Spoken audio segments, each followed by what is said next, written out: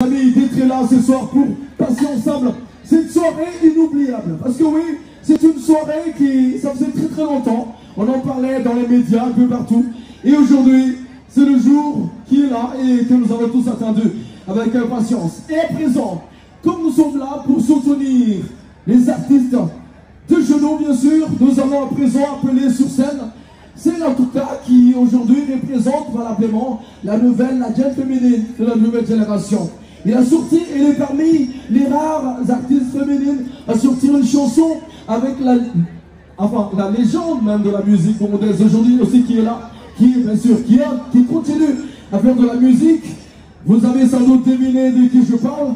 Je parle bien sûr de celle qui a sorti, il a déjà 3 chansons, 4 chansons à son actif. Akisoma Kongereza Noko 2016 yabaye première doctrine muri Miss Burundi afise amateka menshi asibiri mu mwese mwakunze yitwa Usaka uyu munsi undi mufashe tumukomera amasi menshi ku nshuro ya mbere muri Celebrity Night 257 tugiye kwakira Mona Wanga amasi menshi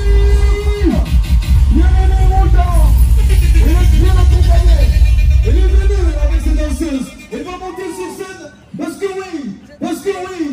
Il y a des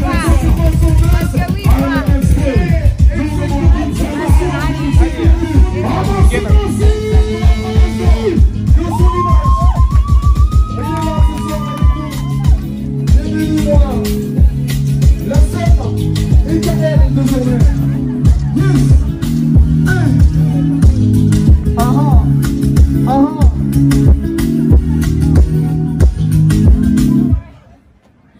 Bonsoir tout le monde. Bonsoir. Comment allez-vous? How are you? Apparemment, come from a race, donc, we will just try Buga. So, c'est un plaisir pour moi et un honneur d'être devant vous. Voilà. Na majambo wetu nza kubicisha. So DJ, let's go.